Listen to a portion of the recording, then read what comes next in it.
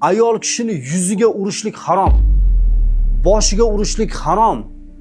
O'lasi qilib itni kaltaklaganda qilib kaltaklab urish harom. Buni ulamolarimiz aytgan. Bu meni gapim emas. O'zbekiston musulmonlari idorasidagi juda katta ulug' ustozlarimiz, ulamolarimizning gapi.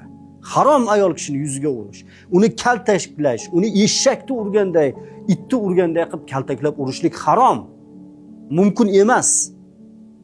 Sen meni mulkimsan deb urib hujum qiladiganlar bor. Mulking emas sen ayol kishi. Hasming seni, zavjang seni, omonat senga berilgan.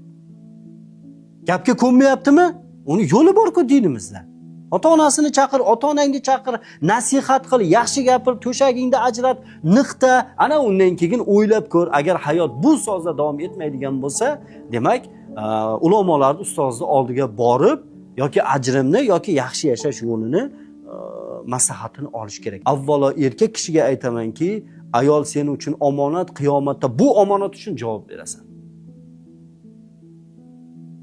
Onangni xotini emas, otangni xotini emas, akalaringni xotini emas.